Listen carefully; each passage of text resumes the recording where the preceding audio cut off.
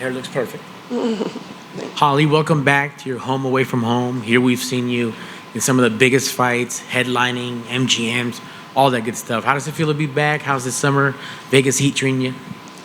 Well, I'm glad to be here. I don't mind the heat. I like the heat, so it's pretty hot back at home in New Mexico anyway, but just glad to be here and be in fight week and embrace the process. You've been on the poster multiple times, 5-rounders. It's nothing new to you, but was it nice to have downshifted before with that 3-round fight? Yeah, a 3-round fight's always there's two ways of looking at it. It's only 3 rounds. I'm going to go even a little harder pace, or your focus doesn't have to be so in tuned for a half hour. It's 15 minutes, so I think sometimes that's more the thing for me. But also, there's only 3 rounds, so there's not a lot of room, to mess around in there. So with 5 rounds, you've got 5 different rounds to make a statement in. I don't know. It was kind of nice to go back to a 3-round fight, but I feel like I should be fighting the best and being, ready for a 5-round fight anyway, because that's what a title would be. Absolutely. And speaking of always staying ready and doing these big fights, it's a little dangerous. You've always taken the big challenges, but a 3 versus a 10, a lot of people wouldn't sign up for that. But you're a veteran. You've been in the game. Was there any thought about I don't want to shift back, I don't want to take a lower ranked fighter, even if it is the main on ESPN Plus? That's just the fight they offered me, so that's what I took. Excellent. I didn't have really, they offer you a fight, you don't take it, then you can be sat down for a while. So it is a big risk to take a fight with a lower ranked fighter, because at this point anybody in the top 10 are really tough, and so yeah, I have everything to lose, she has everything to gain. There's a lot of pressure on that, but I think that a champion should be able to walk in and take care of it one way or the other. Absolutely, I completely agree with you. How do you see her as an opponent? You have the advantages being on the posters, being 25 minutes before, but what else does she bring to the table that's a good challenge for you? I think she's tough. She's a scrapper. She'll go in. She's not afraid to throw combos on her feet. She's definitely seasoned with her jiu-jitsu, so she presents a threat in multiple ways. I don't overlook her at all. Excellent. As a pioneer, living legend, you've helped bring the sport, give it an energy boost every once in a while, especially when it was really needed. Amanda just retired. So thoughts on a former foe retiring, one of the greatest of all time, and also how that applies to you now being able to just be like, okay, now I'm going to just lead the division, maybe even get 2 belts doing it. I wish Amanda nothing but the best in her retirement. She's a champion that never dodged anybody. She fought everyone that challenged her, and not a lot of people really can sit there and say, yeah, I took on it. She fought everyone. I always wanted to be able to avenge that loss, rematch her, fight her for the belt, and that's not going to happen anymore. But I always felt that at this point I was 1 fight away from the belt anyway. So my goal is still the belt, regardless. And, if she ever wants to come out of retirement, then maybe that could even happen then. Not every fighter stays retired, right? But, I do feel like I'm 1 fight away from the title regardless. And, even at 145 or 135. But, I was excited to fight for the title even before she retired, But, yeah, it does shake things up a little bit in the division because of it. Excellent. Thank you so much, and good luck on Saturday. Thank you. Hi, Holly. Hi. There's been some rumors that Ronda may return, some rumors at 135, 145. Is that a fight you'd be interested in, and would you prefer one of those weight classes over the other? I don't know if she'll really come back. I think, who knows if it's just talk. I know she's a very competitive person. There's a reason why she was an Olympian and a reason why she was a champion for so long. So I would absolutely revisit that fight. And at either weight, I think I don't really think that it's an advantage or disadvantage depending on the weight. I think that either one. We'll see if she comes back. I know she's been pretty busy with her life, and whatever she wants to do, more power to her. But if she comes back, that'd be great to fight again. And we spoke to your opponent earlier today. She mentioned that a few things she said that she doesn't believe you have the courage anymore. I'm wondering if you could respond to that. I like that she thinks she knows what's on my heart. And then she also predicted that she's going to fight 5 rounds with you and then knock you out in the 5th round. I wonder if you could respond to that as well. Anybody can dream. Thank you. Yeah, Holly. The consensus is, Juliana Pena versus Raquel Pennington for the vacant bantamweight title. Do you feel like a win on Saturday, you leapfrog one of them and put yourself in there? Yeah, I don't see why I wouldn't. We're ranked 1, 2, and 3. I know that I've already had this fight scheduled since, before a lot of the shakeup in the division. But my focus is still Saturday night because that's all I'm promised right now. I need to get past that. But my focus needs to be there and present Friday night, and then, see where we go from there. Your old pal, Jon Jones, came back and demolished Cyril Gahn. I just wanted your thoughts on his performance and him coming back and just being Jon. He's got a very high fight IQ, and he's he really handles a lot of big pressure well. So a lot of people were worried about him having time off, how it was going to be. But when he takes a fight, he's taking it with intent to win, and I think that's why he's always, kind of been able to win in these fights.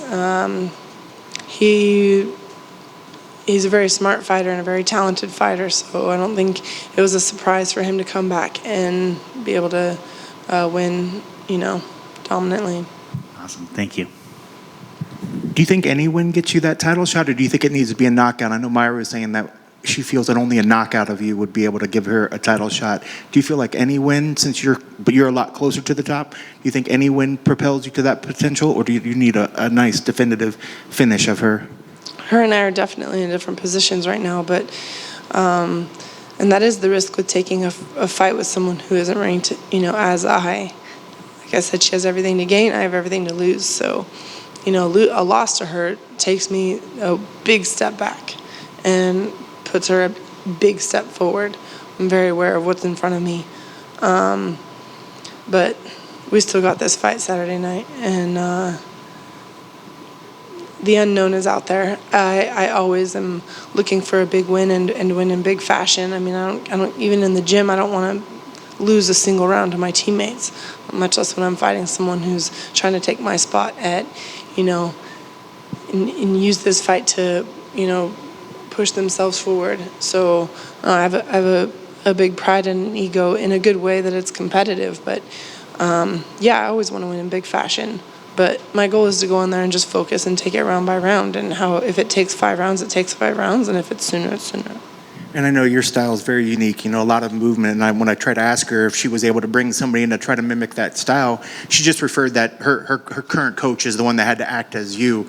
But do you think she's seen anybody with your particular style and break her down a little bit? Like, when it comes to her striking, do you think that she stands a chance against your striking? I mean, is she dangerous in striking? And do you think she was able to mimic you in training camp? Every fighter that's fighting in this division for this promotion that's in the top 10 all has a chance. They all have to be talented to even be there. So yes, she's tough. I don't ever overlook any of it. I don't think that I do feel that my ability and my skill is better than hers in every aspect of the those exchanges, but that doesn't mean that something can't land. I mean, not trying to be super extreme here, but you could get someone off the street and they still have a puncher's chance. So I don't ever overlook anything. I'm ready for anything, but I definitely feel that my skill is just better. If they did go ahead and make the Pena versus Pennington fight, would that be upsetting? And if so, if that fight did happen, kind of what is your prediction on how that fight would come out? I think that, that fight could be like, it'd be a little scrap. I think that they both are, scrappers. They kind of get in scrambles and they can make a fight, those two fighters and those styles. If they put that fight together, then at this point, I don't know. Do I wait and see what happens there, and then see what's after that? And if they did it, how soon would it be? Would I want to take another fight between now and then? Or I think that there's a lot to do with I mean, every week things can change.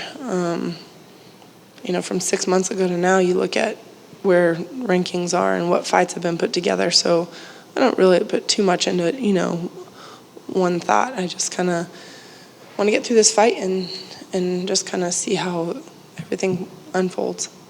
And last for me, that being said, the goalpost is so much closer now. You're number 3, the titles are vacant. How reinvigorated for that, and how exciting is that to see that goal that you've been working towards, again, is within reach? Yeah, I feel like, I guess I felt like that all along. I had a decision loss against Ketlin, but I feel, and I think the majority of everyone else feels, I won that fight. And in that case, I would be on a 4-fight win streak. So there's that. I think sometimes maybe other people, because you follow a lot of fights and a lot of different, avenues and different fights and different results. But in my mind, I've always been a fight away from the belt, Best of luck on Saturday. Thank you. One follow-up. You said that, you were looking forward to a rematch with Amanda. Obviously, that's not going to happen anytime soon if she doesn't come out of retirement. But is there another rematch that you would like, between Misha or JDR or Valentina, or Cyborg? Is there one rematch that you would prefer? I would avenge any loss. That's just, that's my pride. I would avenge any loss, but a lot of them really aren't feasible. Because GDR, we tried to put that one together multiple times. From what I understand, she just said no. And Cyborg's not with UFC anymore. Misha and Valentina, those are possible. Valentina's been at 125, but she's had a lot of fights at 35. Who knows if she would come back up? Maybe she did fight Amanda twice. Maybe she would want to see if she could have, be a double champ as well. Who knows? I would take any rematch for sure, because why wouldn't I want to get that win, Thank you. Sorry, I forgot to ask. When you mentioned in passing 145 earlier, what are your thoughts on, do you think the division's done? And if the opportunity came up to keep the division alive, would you take a fight at 145? I mean, everything depends on the fight, the time, the opportunity. Everybody's been wondering if 145-pound division was going to be around since it started. And it's still there, so I don't really see it leaving. I think they leave that kind of open. I just fought Yana, and then she just fought at 145, I think, a week or two ago. So who knows? They're kind of keeping it somewhat active. I think Dumont and someone else fighting at 145 this Saturday. So, I mean, they might keep it. They keep putting fights in there, so I feel like they're keeping it alive, but. It also the fight has to make sense, Okay. Perfect. Thank you.